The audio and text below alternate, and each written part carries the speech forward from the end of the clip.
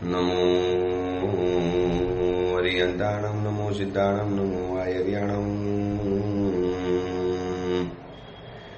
નમો વજ્જાયાણમ, નમો લોહે સૌવસાવણમ.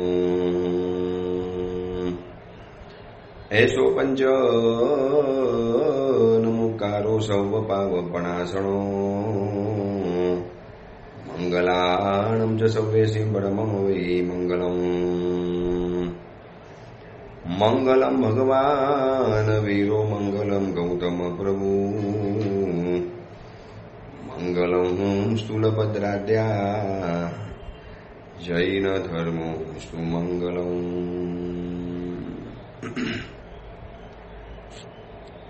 નીતિ વાક્યામૃત ગ્રંથ ઉપરના જે પ્રવચનો ચાલે છે, વચ્ચે 2 દિવસ પ્રવચનનો ગેપ રહ્યો અને આ પ્રવચન વચ્ચે 2 દિવસ કેમ બંધ રહ્યા એ કદાચ તમને સોશિયલ મીડિયા ઉપર ફોટા, ગ્રુપની અંદરમાં આવેલા ફોટા વગેરે જોઈને ખ્યાલ આવી ગયો હશે કે પ્રવચન કેમ બંધ રાખવા પડ્યા.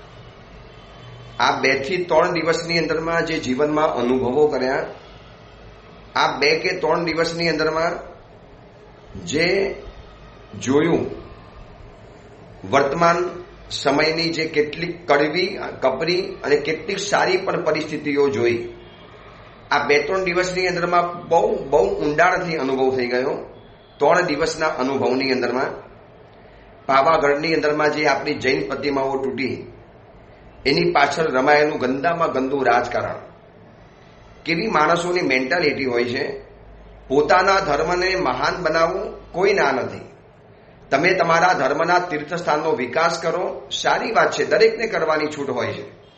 પણ મારી દુકાન મોટી કરવી છે એટલે બાજુવાળી દુકાન મારે તોડી નાખવાની, આ કેવી રીતે? અને તોડી નાખ્યા પછી પણ એ વ્યક્તિને કશું જ ન થાય, એ વ્યક્તિને કોઈ હાથ ન લગાડી શકે, એ વ્યક્તિને કોઈ આંગળી પણ ન ચીંધી શકે, અને એના માટે પછી રેલીઓ કાઢવી પડે, આવેદનપત્રો આપવા પડે, કલાકોના કલાકો આપણે બધાએ ચિંતા, ઉચાટ, ટેન્શન આ બધાની અંદરમાં વિતાવવું પડે. હવે આટલો સ્પષ્ટ ગુનો છે, આંખની સામે ગુનેગાર દેખાય છે, અપરાધના પુરાવા આંખની સામે સ્પષ્ટ દેખાય છે.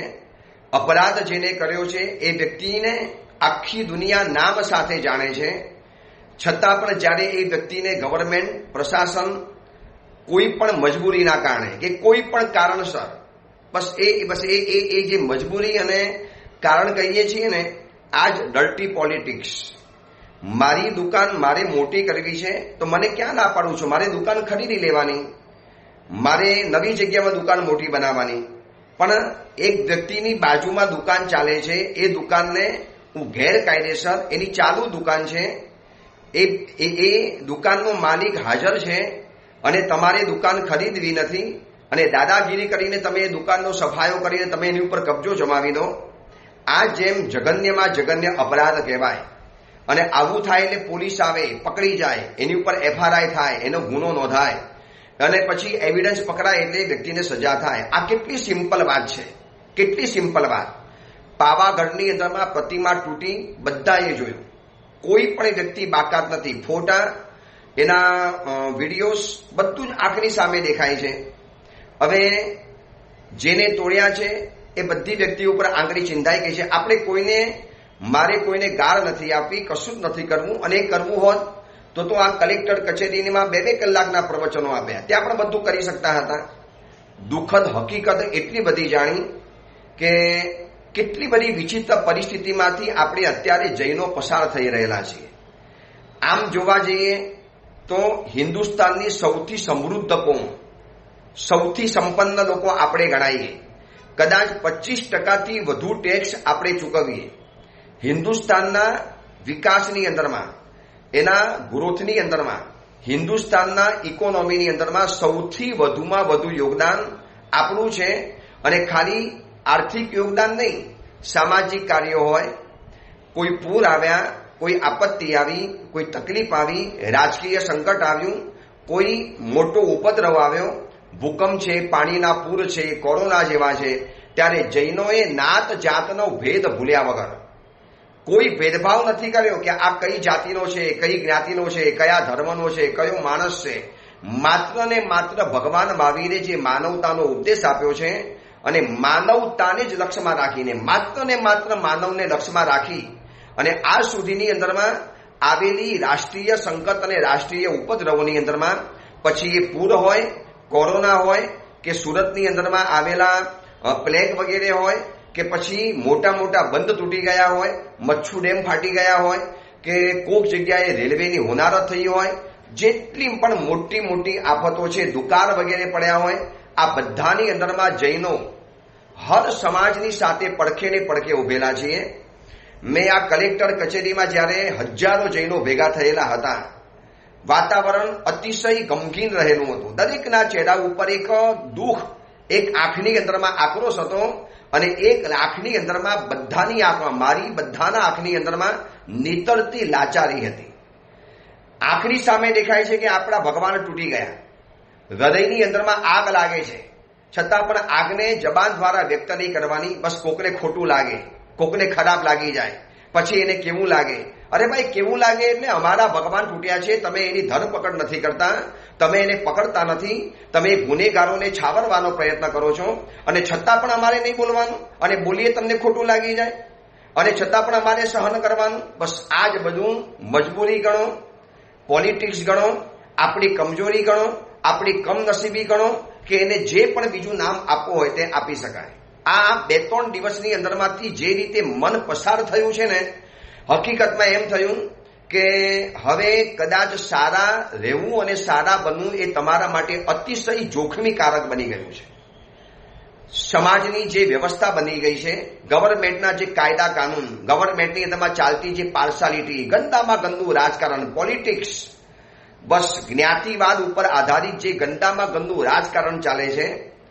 તમે ગુનો કર્યો છે ને એટલે ગુનેગાર નથી બનતા. તમે કયા કોમના છો, કઈ જ્ઞાતિના છો, તમે ક્યાંના છો, કઈ જગ્યાના છો, કયા પક્ષના છો, એ રીતે તમે ગુનેગાર નાના મોટા ગણાવી શકાય છે. આ બહુ સ્પષ્ટ અને કડવી હકીકત છે. કદાચ આ સાંભળ્યા પછી કોકને ખોટું પણ લાગશે, પણ હવે એવી વાત છે કે હૃદયમાં જે વેદના ચાલે છે ને, એ વેદનાને વ્યક્ત તો કરવી જ પડે એવી છે. આ 3 દિવસની અંદરમાં જે રીતે ઉજાગરા બેઠ્યા, જે રીતે અમારે સાધુઓને રોડ ઉપર બેસવું પડ્યું 12:30 વાગ્યા સુધી. કોઈ જિંદગીની અંદરમાં જૈન સાધુ, અને હું તો સાધુ જીવનના 42-43 વર્ષ થયા, કોઈ દિવસ 12:30 સુધી તો જાગ્યા પણ નથી ઉપાસની અંદરમાં. તો રાતના રોડ ઉપર અમે 12 વાગ્યા સુધી હોઈએ. આ છેલ્લા 2 દિવસની અંદરમાં 12, 12:15, 12:30 તો એમને વાગતા હતા. સાધુને રોડ ઉપર ધરણા કરવા પડે, બેસવું પડે અને અમારે આ બધી પીડાઓ સહન કરવી પડે. ગળા ચિલ્લાઈને લોકોને શાંત રાખવા પડે. લોકોનો જે આક્રોશ એટલો બધો હતો ને કે એ લોકોને અમે નો નેગેટિવ, ઓનલી પોઝિટિવ, કોઈના માટે આપણે ખરાબ વિચારવું નથી, કોઈના માટે બોલવું નથી. અને એક શબ્દ, આટલા બધા પ્રવચનો કદાચ તમને વિડીયોમાં, યુટ્યુબમાં, ટ્વિટરમાં કે કોઈ પણ હિસાબે મારા અને બીજા અન્ય મુનિ ભગવંતોના બધાના પ્રવચનો તમને આવ્યા હશે, તમે સાંભળ્યા પણ હશે. એક શબ્દ એવો લાવી બતાવો કે જેની અંદરમાં અમે કોકના માટે ઘસાતું બોલ્યા હોઈએ. અમારી મૂર્તિઓ તૂટી, અમારા પ્રતિમાઓ તૂટી, અમારા પ્રાણ પ્યારા પરમાત્માના ટુકડા થઈ ગયા, ભગવાનને ઉચકીને નીચે મૂકી દીધા, વગર વાંકે, વગર ગુનાએ, વગર પૂછે, માત્ર દાદાગીરી દ્વારા. બસ અમને નતું ગમતું માટે કાઢી મૂક્યા. તો આવતીકાલે હું પણ કહીશ કે તમે તમારા ઘરમાં રહેતા હતા, મને ગમતું નહોતું, મેં તમને ઘરમાંથી કાઢી મૂક્યા, ચાલશે? ત્યાં ગુનો નોંધાઈ જાય, ત્યાં તમે અપરાધી ઠરો. એટલે મેં તમને કીધું ને, અત્યારે એવો સમય ચાલે છે કે અપરાધ તમે કરો છો માટે અપરાધી નથી. તમે કયા પક્ષને માનો છો, કોને માનો છો, તમે કઈ જ્ઞાતિના છો, કયા કોમના છો, કયા જિલ્લાના છો, કયા તમે કઈ જ્ઞાતિ બેઝ ઉપર રહેલા છો, એ ઉપર, તમારા પોસ્ટ ઉપર, તમારી પદ ઉપર, તમારી ઓળખાણ ઉપર તમે અપરાધી નક્કી થાવ છો. અરે આના કરતા તો આપણી રાજાશાહી સારી હતી કે ફટ દઈને ગુનેગારને સજા તો મળી જતી હતી. આ તો એવિડન્સ લાવવાના, પુરાવા લાવવાના, પ્રૂફ લાવવાના, એમાં થોડા ઘણા કાચા પડ્યા એટલે જામીન મળી જાય, જામીન ઉપર છૂટી જાય અને આપણી પરમાત્માના પ્રાણ પ્રિય પિતા સમાન આપણા તરણ તારણ જહાજ પરમાત્માની પ્રતિમાઓને તોડનારા આરામથી બિંદાસ ખંદુ હાસ્ય કરીને બિંદાસ ઘૂમતા હોય. લો ક્યાં બિગાડ લીયા હમારા, ક્યાં હમારા ઉખાડ લીયા, આવું બોલીને કદાચ બહાર નીકળી જતા હોય. બહુ એટલે આ 3 દિવસની અંદરમાં જે બધા અનુભવો કર્યા ને, આ પહેલી વખત આમ તો રેલીની અંદરમાં ગયા છીએ. શત્રુંજય તીર્થની પણ જ્યારે રેલી નીકળેલી, શત્રુંજય તીર્થની જ્યારે સમસ્યા આવી એ વખતે મુંબઈમાં હતો, સાઉથ મુંબઈની રેલીમાં જવાનું થયું. પણ આ વખતે તો બહુ ઊંડા નથી. પન્યાસ જીનપ્રેમ વિજયજી મહારાજ એમને આખી આ ઝુંબેશ ઉપાડી અને એમની સાથે નિકટમાં રહીને જે કામ કરવાનું થયું, અત્યંત મહત્વની જવાબદારીઓ પણ નિભાવવાનો સમય આવ્યો. અને ત્યારે સાથે રહેતા રહેતા ખબર પડી કે કેટલી સીધી બાબત છે કે પતિમાં તૂટી છે, પતિમાં કોકે તોડી છે, જાણી જોઈને તોડી છે, એની જગ્યાએ તેને હટાવી છે, હટાવનારાના નામ ખબર છે, કોને હટાવી છે, કયા ઉદ્દેશથી હટાવી છે, કયા હેતુથી હટાવી છે. આટલું બધું ક્લિયર હોવા છતાં પણ બસ વ્યક્તિને આંગળી નહીં અડાડવાની. કેમ? ફરી વખત યાદ દેવડાવું, ત્રીજી વખત તમને યાદ દેવડાવું છું. તમે અત્યારે અપરાધ કરો છો માટે અપરાધી નથી. તમે કયા પક્ષના છો, કયા નેતાની અંડરમાં છો, તમારી ઉપર કયા નેતાના હાથ રહેલા છે, તમારી ઉપર કયા નેતાનો વરદ હાથ રહેલો છે, તમે કયા હોદ્દા ઉપર રહેલા છો, તમે કેટલા શ્રીમંત છો, આ બધી જ ગણતરી કરીને પછી તમારો અપરાધ મૂલવાય, પછી તમે અપરાધી ગણાવ છો. અને એમાં આ બધા દાયરામાં તમે જો ફિટ ન બેસતા હો તો તમે ગમે એટલો જઘન્ય કક્ષાનો અપરાધ કર્યો તમે નિરપરાધી ગણાવો. અને બાકી જો આ બધા દાયરામાં એ વ્યક્તિ ફિટ ન બેસતો હોય, કોઈ રાજકારણની ઓત ન હોય, કોઈ મોટા પક્ષની એની ઉપર રહેમ નજર ન હોય, કોઈ મોટા બિગ બોસની જો એની ઉપર રહેમ નજર ન હોય અને એને ખાલી સાવ નાનકડો ગુનો કર્યો હોય અને એ વ્યક્તિ ઉપર પાસા લાગી જાય, એ વ્યક્તિને જેલના સળિયા પાછળ પહોંચી જવું પડે. હવે અપરાધ કર્યો એ અપરાધી નથી. તમે કેવા છો, કોણ છો, કેવી રીતે છો, શું છો, આ બધું ઉપર થઈને તમે અપરાધી નક્કી થાવ છો. એ આ બધું જોઈ લીધું આ દિવસોની અંદરમાં. બહુ બધા અનુભવો કર્યા, દિલ વ્યથાથી વ્યથિત હતું, છતાં પણ જવાબદારી નિભાવવાની. મહાત્માઓ બધા જ અમે ખડે પગે રહ્યા. ગોચરી પાણી વાપરી ન વાપરી કોઈ ઠેકાણા હતા નહીં. રાતના સંધારો કર્યો ન કર્યો કોઈ ઠેકાણું હતું નહીં. કલેક્ટર કચેરીની અંદરમાં કલાકોના કલાક રહેવાનું. ક્યાં અમારો ઉપાસ રહી? પવિત્ર નિર્મલ ભર્યું વાતાવરણ, પુસ્તક સામે હોય, લખવાનું હોય, આખો દિવસ પુસ્તક પાનામાં સમય વીતી જાય. અને ક્યાં કલેક્ટર કચેરીમાં રહેવાનું, ત્યાં રોડની ફૂટપાથ ઉપર. તમે વિચારી શકો છો, હું પોતે પણ સાથે હતો, અમારી સાથે બધા જ સમણ ભગવંતો. રાતના 11:30 વાગ્યા સુધી તો અમે રોડની ફૂટપાથ ઉપર ઉભેલા છીએ. એમ લાગે કે આપણે આ કયા જમાનાની અંદરમાં જીવી રહેલા છીએ, કોના શાસનમાં જીવી રહેલા છીએ. આપણે સાધુઓને પણ જો આ હકીકતો હોય તો સામાન્ય વ્યક્તિને તો ન્યાય કેવી રીતે મળવાનો? ક્યાં ન્યાયની વાતો ગઈ? ક્યાં બધી ગુડ ગવર્નન્સની વાતો ગઈ? કાંઈ નથી સમજાતું. પણ હું તમને કહું, એ બધાને કશું જ આપણે એની ઉપર દોષારોપણ કર્યા કરતા આપણે આપણી જાત ઉપર આંગળી ચીંધવી છે કે આમાં ગુનેગાર હોઈએ તો આપણે છીએ, ખરેખર આપણે છીએ. કારણ કે એ તો જે કરતા હતા એ કરતા હતા. ભાઈ, એમને તો મજબૂરી છે, એમને તો પક્ષ ચલાવવાનો છે, એમને શાસન ચલાવવાનું છે, એમને સત્તાની અંદરમાં રહેવું છે, એમને સત્તામાં રહીને ઘણા ફાયદા ઉઠાવવાના છે. એટલે એ તો કદાચ એવું કરી શકે. પણ આપણે કેમ પાછળ પડ્યા? આપણે કેમ આટલા બધા ગાંડા ઘેલા થઈ ગયા કોકની પાછળ? નહીં, આ તો આપણે જોઈએ જ, આના વગર તો નહીં ચાલે. હવે છે ને આ બધા ભ્રમ ભાગી ગયા. પહેલા એવું માનતો તો હું પોતે અંગત કે નહીં, આ વ્યક્તિ હોય તો જ હિન્દુસ્તાન બચે, આ જ વ્યક્તિ હોય તો જ આપણો દેશ બચે, આ જ હોય તો આપણો આશરો અને આપણો આધાર છે. પણ આ 2-3 દિવસના કડવા કપરા અને આ જે બધા અનુભવો કર્યા પછી એમ લાગ્યું કે જૈનો બધાના છે પણ જૈનોનું કોઈ નથી. જૈનો બધાના છે, બધાના એટલે પૂર આવ્યું ત્યારે જૈનો પૂરના બન્યા, પૂરગ્રસ્ત ના બન્યા.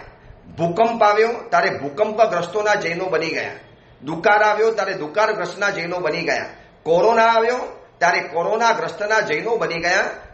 ઘરની અંદરમાં અમારા કુમારપાર ભાઈ વી શાહ જેવાએ જૈન અજૈનો ભેદ રાખ્યા વગર અબજો રૂપિયાની લાણી કરી છે. જેના લોકોને ઘરમાં ખાવાના ફાફા હતા એ લોકોને 15,000 રૂપિયાથી માંડી અને 15 લાખ રૂપિયાની સહાય કરાવી છે.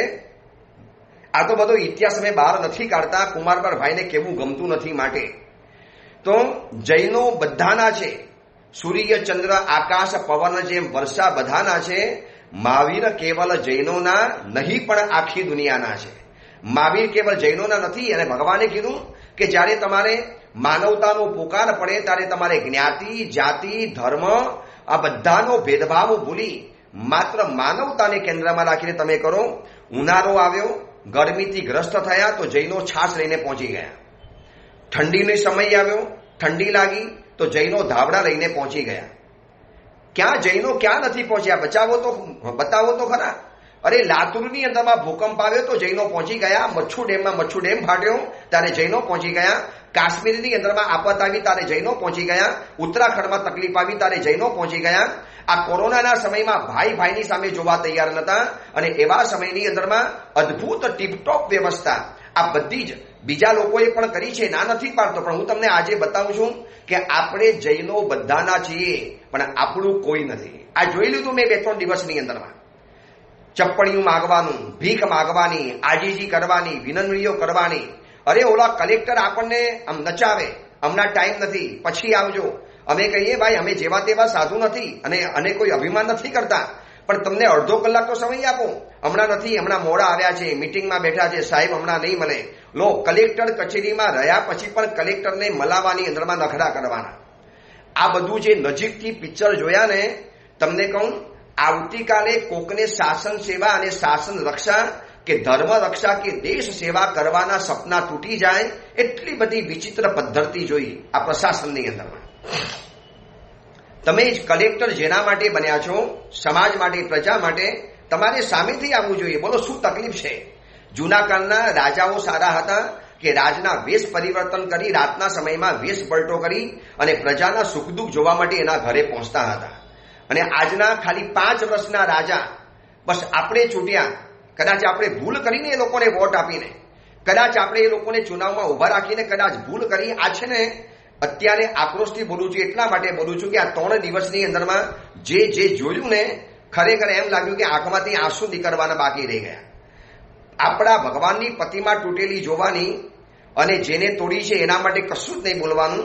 અને બોલો તો તમે ગુનેગાર ગણાઈ જાઓ, તમે અપરાધી ગણાઈ જાઓ. અમારા માટે કશું જ નહીં બોલવાનું. ભાઈ નહીં બોલીએ તો પછી તમે અમારા માટે કરી આપો ને યાર. અમારા ભગવાન ગયા, અમારી મૂર્તિઓ ગઈ, અમારા ઉપકારી જેના નામે અમે રોટલા પાણી ખાઈએ છીએ, જેના ઉપર જીવીએ છીએ, જેના ઉપર નભીએ છીએ, જે અમારા આધાર છે, નોધારાના આધાર છે, અનાહૂત સહાયસ્ત્વમ, એવા અમારા ભગવાન છે. અને અમારે કશું જ નહીં બોલવાનું. અને બોલીએ તો ગુનેગાર ગણાઈ જઈએ. તો તમે ન્યાય કરી આપો યાર, અમને કંઈક કરી આપો. ભલે મને ખબર છે કે આ પ્રવચન વાયરલ થશે, લોકો કદાચ એવી વ્યક્તિઓને મોકલશે, ભલે જાય તો જાય, ગુનો ગણાશે તો ગુનો ગણાશે, બહુ તો સજા કરશે, જેલમાં નાખશે, બીજું શું કરવાના હતા. પણ હવે તો આંદોલન પતી ગયું છે એટલે વાંધો નતો. આંદોલન સુધી અમે બધાએ નક્કી કર્યું હતું, બધા જ મહાત્માઓ, જે જવાબદાર મહાત્માઓએ, કે એક પણ ઘસાતો શબ્દ, એક પણ કોકને વાંકની અંદરમાં આપણે આવ્યો નથી બોલું. કારણ કે આપણું આખું આંદોલન કદાચ આના કારણે આ લોકો વિખેરી નાખે. અને બહુ કોશિશ થઈ આંદોલનને વિખેરી નાખવાની, ભયંકર પ્રેશર, ભયંકર દબાણ. અને આ બધામાંથી ગુજર્યા પછી જોયું કે જૈનો બધાના છે પણ જૈનોનું કોઈ નથી. મહાવીર ખીચડી ઘરના નામે જૈનોએ કેટલા બધા જ્ઞાતિના લોકોને જમાડ્યા છે. જૈન સિવાયના કેટલા બધા જ્ઞાતિઓને આજે પણ ચાલે છે. રોજનું રોજ આ સુરતની અંદરમાં સહસ્ત્રફણા નામની સંસ્થા ચાલે છે, જ્યાં ગરીબ ગુરબાઓને જે ભોજન કરાવાય છે ને, એક વખત જો સાચા દિલનો આદમી જોવા માટે આવે, એને એમ થાય કે જૈનો કોના નથી જૈનો, પણ જૈનોનું કોણ છે? કોઈ નથી. જોઈ લીધું આ દિવસોની અંદરમાં, આપણું કોઈ નથી. આપણા 92-93 વર્ષના આચાર્ય ભગવાનને પણ આ આંદોલનમાં ઉભા રહેવું પડે. અને છતાં પણ પોલીસ આપણને કહી દે બહાર નીકળી જાઓ, હમણાં ટાઈમ નથી, અમારા સાહેબે ના પાડી છે, અમારા આમ પાડી છે. ભાઈ એ તમારો સાહેબ છે તો આ અમારા સાહેબના સાહેબ છે, અમારા પરમાત્મા, અમારા આધારના આધાર છે. તમારા એ સાહેબ તો ખાલી 5 વર્ષના છે, આ તો અમારા સાહેબ જિંદગી ભરના સાહેબ છે, ભવના અમારા સાહેબ છે. ભવો તુમ ચરણોની સેવા અમે એની માગીએ છીએ. એ અમારા ભગવાન ગયા.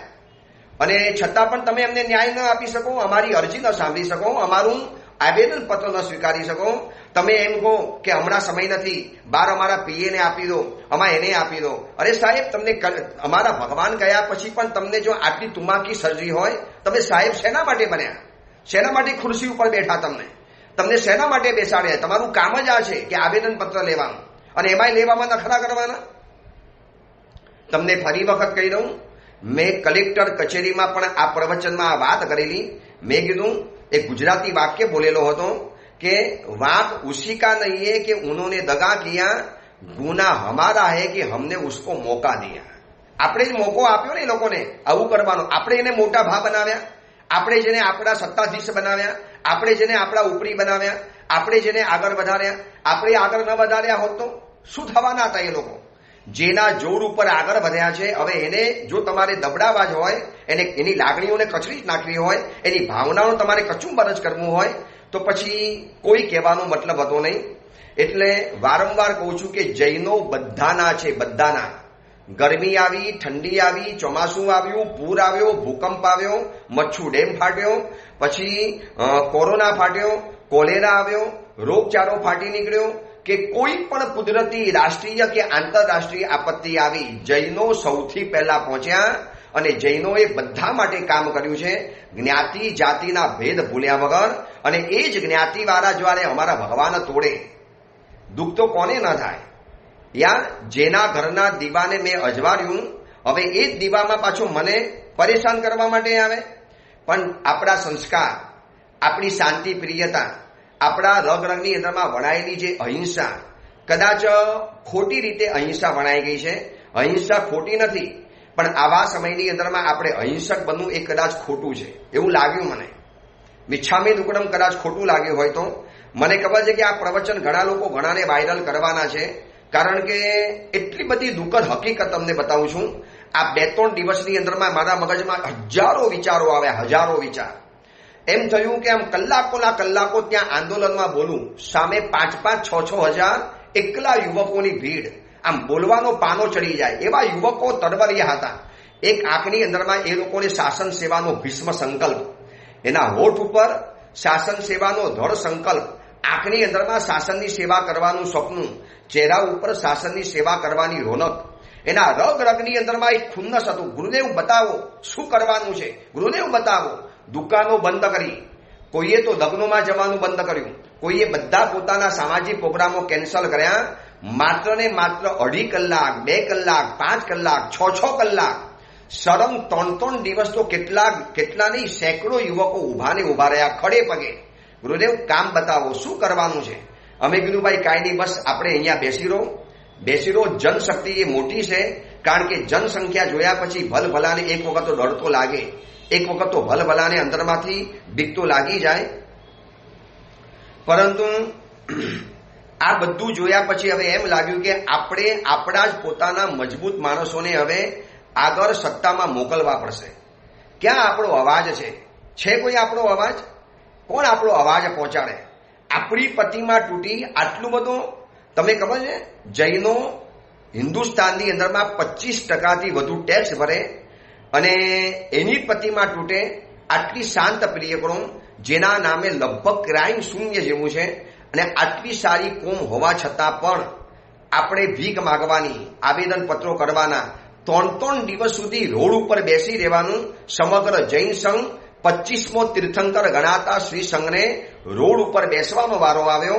અમારા જેવા સમણ ભગવંતોને રાતના 11:30, 12:30 વાગ્યા સુધી રોડ ઉપર બેસી રહેવાનો વારો આવ્યો. ધૂળની અંદરમાં ફૂટપાથ ઉપર બેસવાનો વારો આવ્યો. શાવકોની આંખમાં આંસુ હતા. સાહેબ, અમે તમને આ અવસ્થામાં જોઈ નથી શકતા. મેં કીધું ભાઈ, અમે તમને એકલા છોડી નથી શકતા, બાકી જો તમને એકલા છોડીએ ને તો આ લોકો દંડાબાજી કરીને તમને ભગાડી દેવાના છે. એટલે અમારે તમારી સાથે બેસવું પડે એમ છે ધરણાની અંદરમાં. અમારે સાધુઓને મજબૂરી હતી અને શાવકો અમને જોઈને રડે. એ લોકો એવા ધુસકે રડે. ગુરુદેવ, આપને રાતના સમયમાં 12:30 વાગે ફૂટપાથ ઉપર બેઠેલા જોઈએ. સાહેબ, અમારું દિલ ઘવાય છે, અમારું દિલ તૂટે છે. મેં કીધું ભાઈ, હવે આપણે દિલને તોડવાનો સમય છે. આપણે દુનિયાભરના દિલને સાચવ્યા, પણ આપણા દિલને સાચવનારો કોઈ નથી. દિલને ટુકડા જ કરનારા મળ્યા, દિલને આઘાત પહોંચાડનારા મળ્યા, દિલને ઘાયલ કરનારા જ મળ્યા છે. અને ખરેખર ઘાયલ થયો, હું તો ઘાયલ થઈ ગયો છું. અમારા જેવા બધા મહાત્માઓની આ જ વ્યથા હતી. આંદોલન જેમને આખી ભેગ ઉપાડીને શરૂ કરેલું હતું, એવા પન્યાસ જીનપ્રેમ વિજયજી મહારાજ ઇત્યાદિ અનેક મુનિ ભગવંતો, બહુ નજીકથી આની અંદરમાં કાર્ય કરવાનું મળ્યું. જિંદગીમાં પહેલી વખત આટલા નજીકથી અને આટલી જવાબદારી સાથે આવા આંદોલનમાં ભાગ લેવાનો સમય આવ્યો. એટલે બહુ નજીકથી કડવી વાસ્તવિકતાઓ જોઈ. ત્યારે હું બતાવું છું કે હે જૈનો, આપણે બધાના છીએ, પણ આપણું કોઈ નથી. તું તારો થજે. ભલે એટલે કે ને આપની અંદરમાં ચમકતા તો તારા ઘણા છે, પણ તારા કેટલા છે? હવે ખબર પડી ગઈ. એક જણાએ ભગવાનને પૂછ્યું, પ્રભુ આકાશમાં તારા કેટલા છે? ભગવાને કીધું, દોસ્ત આકાશમાં તારા કેટલા છે એ પછી પૂછે, પેલા ધરતી ઉપર તારા કેટલા છે એ પૂછી લે. તારા એટલે તેરે કિતને હે. હવે ખબર પડી. આ કવિતાનો મિનિંગ હવે સમજાયો કે આ ધરતી ઉપર તારું કોણ? મેં મારી જાતને પૂછ્યું. હું જૈન સાધુ છું, હું ભગવાન મહાવીરનો સાધુ છું, હું જૈન પરંપરાની અંદરમાં જન્મેલો એક વ્યક્તિ છું. તો મારું કોણ? અમારા ભગવાન તૂટ્યા, અમારે કોને કહેવાનું? અમારા મંદિર ઉપર આફત આવે, અમારે કોને કહેવાનું? અમારા શાશ્વત ગિરિરાજ ઉપર વારે છાસ વારે હુમલા થાય, અમારે કોને કહેવાનું? જે તે વ્યક્તિઓ સાવ બે બદામની વ્યક્તિઓ આવા મહાન ધર્મને ગારો આપીને જાય, અમારે કોને કહેવાનું? અમારા સમણી ભગવંતોને આવા કોઈ લંપટ વિધર્મીઓ રોડ ઉપર પટ્ટા મારીને ચાલ્યા જાય, અમારે કોને કહેવાનું? અમારા મહાન મુનિ ભગવંતો રોડ ઉપર ટ્રકની નીચે કચડાઈ જાય, અમારે કોને કહેવાનું? બસ અમારે 25% ટેક્સ ભરી દેવાનું, અમારે તમારી ઇકોનોમી સાચવવાની, અમારે તમારા જીએસટીના ટેક્સ ભરી લેવાના, અમારે તમારા ભંડારોને ભરપૂર બનાવી દેવાના, અમારે તમારા રોડ માટે પૈસા આપી દેવાના, અને અમને જૈનોને વારા પછી એ જ રોડ ઉપર ઉતારી દેવાના. મેં તો કીધું પ્રવચનમાં, આ રોડ આપણે બનાવ્યા છે આપણા ટેક્સ દ્વારા, અને આજે જ આપણે રોડ ઉપર ઉતરવાનો વારો આવ્યો. દુઃખદ હકીકત છે. પણ આ 2-3 દિવસ જે આખું ચક્કર ચાલ્યું ને, મારું તો મન બહેર મારી ગયું હતું. ઓડિયો પ્રવચન બંધ હતા તો સંજ્ઞાપના પ્રવચનો બંધ કર્યા. 12:30 વાગે 1 વાગે ઉપાસેમાં આવી. ગરમીના દિવસો, રાતના બોલવાથી ભયંકર ગળામાં શોષ પડે. 1-1:30 વાગે 2 વાગે ઊંઘ આવે. 6 વાગે તો ઉઠવું પડે, પ્રતિકરણ વગેરે કરીએ. શરીરમાં થાક લાગેલો હોય છતાં પણ જે એક શાસન સેવા કરવાનો મોકો મળ્યો, કેટલીક નગ્ન વાસ્તવિકતાઓ જોવા અને જાણવા માટે મળી, એનાથી એક અનુભવનું ઘડતર થયું. કદાચ એક નવો પિંડ અંદરમાંથી ઘડાયો અને ખબર પડી કે ભાઈ હવે શાસનની સેવા કરવી એ પણ બહુ દુષ્કર થતું જવાનું છે. આવનારા સમયમાં ગંદુ પોલિટિક્સ રમાવાનું છે, ગંદામાં ગંદુ. એમાં આપણા વાળા પણ રમે છે અને બાર વાળા પણ રમે છે. બસ કેટલાક સિમન શેઠિયાઓને એમ થાય છે કે આ તો બધા યુવાનો કરે છે ને, કરવા દો ને, અમારા વગર કેવી રીતે ચલાવી લેવાના હતા. અને છતાં પણ હું તો ધન્યવાદ આપું છું આ સુરતના યુવકોને. આ તો સાધુ છું ને માટે કદાચ એમના પગે ન પડાય, સાધુ છું માટે એમને કદાચ હાથ ન જોડાય, પણ મનોમન તો આ સુરતના યુવકોને 1 વખત નહીં, 2 વખત નહીં, 1000 વખત નહીં, લાખ વખત નહીં, અસંખ્ય વખત મેં સુરતના યુવકોને વારંવાર નમસ્કાર કર્યા. અમારા એક અવાજને સાંભળી અને 5-5, 6-6 હજાર યુવકોના ટોળા રોડ ઉપર આવી જતા હતા, બિલકુલ સાથે ને સાથે. ખાલી કીધું કે ભાઈ પુલ નીચે ધરણા કરવાના છે, 6000 યુવકો ત્યાં આવી ગયા. કીધું કે ભાઈ કલેક્ટર હાઉસની અંદરમાં આવવું પડશે, ત્યાં દીકરાઓ આવી ગયા. અમે કીધું ભાઈ રાતના રોડ ઉપર આપણે ઉભા રહેવાનું છે, ફૂટપાથ ઉપર કોઈને નડ્યા વગર. અને 6 થી 7 હજાર યુવકો ત્યાં પહોંચી ગયા. જોઈ લેજો, આ બધા વિડીયો તમારી સામે હશે, કદાચ આવ્યા હશે, અથવા તો તમે જોઈ લેજો, તમને કોઈકને કોઈ વિડીયો મળી જશે. આ બધા યુટ્યુબ ને ટ્વિટરની અંદરમાં ખોટું તમને લાગતું હોય તો તમને ભીડ દેખાશે. હજી ગઈકાલે સાંજે જ્યારે આ રેલીનું સમાપન કર્યું, આંદોલનનું સમાપન જ્યારે જાહેર કર્યું, ત્યારે એ વખતે બોલનારો હું હતો. અને મારી સામે નજર પહોંચે ત્યાં સુધી જે યુવકોના ટોળા ઉભેલા હતા, ચિલ્લાઈને બોલીએ ને તો પણ કદાચ અવાજ ત્યાં સુધી ન પહોંચે, પણ શ્રદ્ધાથી ઉભેલા હતા. બસ શાસનની સેવા, શાસનનો ભેખ. તમને કહું, આ યુવકોને જોયા પછી એવા આંખમાંથી આંસુ પડ્યા. હજી મારા ભગવાન મહાવીરનું શાસન 18,000 વર્ષ જીવવાનું છે, આ યુવકોને જોઈને લાગ્યું. એ લોકોનો જે દ્રઢ સંકલ્પ, મનમાં મનોરથ, શાસન સેવા કરવાની જે ભાવના, બધું જ ભગાવીને આ સુધીમાં અમે કહેતા હતા યુવકો મોબાઈલ પાછળ પાગલ છે, રીલ્સ જોયા કરે છે, મોબાઈલ પાછળ સમય વ્યર્થ બગાડે છે, કોલેજની અંદરમાં ઘૂમ્યા કરે છે, ગર્લફ્રેન્ડ અને બોયફ્રેન્ડના ચક્કરની અંદરમાં જિંદગી ખતમ કરે છે. ભલે કદાચ કરતા પણ હશે, કદાચ હશે કે નહીં હોય તો બહુ સત્ય હકીકત નથી જાણતો, પણ આ લોકોએ, આ સુરતના યુવકોએ, સુરતની ધર્મ જનતાએ, સુરતના સાવક સાવિકાઓએ, સુરતના આબાલ વૃદ્ધ વયોવૃદ્ધ દરેક જણાએ જે રીતે ટેકો આપ્યો છે ને, એમાં આ યુવકોએ જે આંદોલન પોતાના ખભા ઉપર ઉપાડી દીધું. અમારા એક અવાજે અમને જે છે ને સંખ્યાનું જે બળ પૂરું પાડ્યું છે ને આ સુરતના યુવકોએ, લાખ નહીં, અસંખ્ય વાર વંદન અને ખરેખર ધન્યવાદ છે. એક એકને ધન્યવાદ હું પહોંચાડું છું, એના ઘર સુધી પહોંચાડું છું. દોસ્તો, તમે હતા તો આંદોલન સફળ થયું. અને ખાલી અહીંયા જ નહીં, નવસારી વાળાએ પણ કમાલ કરી, અમદાવાદ, આ બાજુ જ્યાં જ્યાં જ્યાં સમાચાર મળ્યા અને બધી જગ્યાએ રેલીઓ નીકળવા માંડી, ઇન્દોર વગેરે ઇત્યાદિ અનેક શહેર નગરોની અંદરમાં. આ વખતે તો એવું થયું, જૈનની સાથે દરેક અજૈનો પણ અમારી સાથે રહ્યા. બધી જ અલગ અલગ અલગ અલગ કોમવાળા, અલગ અલગ અલગ જ્ઞાતિવાળા, સમાજવાળા બધાએ કીધું સાહેબ આ તો ન થવું જોઈએ, કેવી રીતે થઈ શકે? ભગવાન કોઈના પણ હોય, અને હું પણ કહું છું કે ખાલી આપણા ભગવાન તૂટ્યા છે માટે નથી કહેતો, પણ કોઈ પણ ધર્મની આસ્થા ઉપર આપણે હથોડો કેમ ચલાવી લેવાય? વગર પૂછે દાદાગીરી કરીને આમ તમે જાણે રોપ મારતા હો, તમે જાણે દુનિયામાં જીવતા હો. ભાઈ, આ લોકશાહી છે, આ ઠોકશાહી નથી ચાલતી આ દેશની અંદરમાં. સરમુખત્યાયી નથી ચાલતી આ દેશમાં, લોકશાહી ચાલે છે. તો લોકશાહીમાં લોક પ્રમાણે જીવવું પડે. તમને મન થયું એટલે પત્તીમાં તોડી ફેંકી દેવાની અને પછી કે અમારી ધરપકડ નહીં કરવાની, અમને આંગળી નહીં અડાડવાની, અમે સમાજમાં આગ લગાડી લઈશું, આમ લગાડી લઈશું.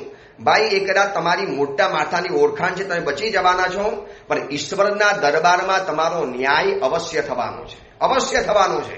અહીંના તો ઈશ્વર તમને કદાચ માથે હાથ મૂકીને બચાવી દેશે, અહીંના તમારા મોટા બિગ બોસ તમને હાથ મૂકીને તમને બચાવી દેશે, પણ ઈશ્વરના દરબારમાં ક્યાં જવાના? આ કુદરત તમારો ન્યાય જ્યારે કરશે ને ત્યારે તમારે જે સજા ભોગવવી પડશે ને એ તમે કલ્પના પણ નહીં કરશો. અહીંની સજાથી તમે છૂટી જવાના, પણ ઓલી સજાથી કેવી રીતે બચી જવાના છો? ખોટું લાગે તો મારું મિચ્છામી દુક્કડમ. આ તો મેં તમને બતાવ્યું, હજી તો કદાચ 2 કલાક 3 કલાક બતાવી શકો એમ છું, પણ આપણી એક સમયની મર્યાદા છે. પણ આટલું નક્કી કરો, હવે જૈનો આપણે આપણા પોતાના બનો. જૈનોને હાથ પકડો, જૈનોને સમૃદ્ધ કરો. આપણે આપણા સાધર્મિકોના આંસુ લૂસો. દુનિયાના બહુ આંસુ લૂસ્યા અને એ લોકોએ આપણા આંસુમાં આપણને ઉલટાના આંસુ પડાવડાયા છે. હવે આપણે આપણા ભાઈઓને સાચવી લઈએ, હવે આપણે આપણા લોકોને મજબૂત બનાવીએ, હવે આપણે પોતે સ્વયં એવા મજબૂત બનીએ કે હવે આપણે આવતીકાલે કોઈની પાસે આવી ભીખ માંગવાની જરૂર જ ન પડે. જૈનો તો હાથ ફેલાવીને આપનારા છે, આજે એને હાથ લંબાવવો પડ્યો છે માગવા માટે, ભગવાન માટે. અને આટલો જઘન્ય કક્ષાના ગુના કર્યા પછી પણ જો આપણે લડવું પડતું હોય, આ તો જાણે એવું થયું કે આપણે ગુનેગાર છીએ અને એ લોકો જાણે કે આપણી ઉપર રાજ કરનારા છે. બોલો, ગુનેગાર રાજા અને જે બચારો અપરાધથી પીડાય છે એ બચારો ગરીબ બની જાય.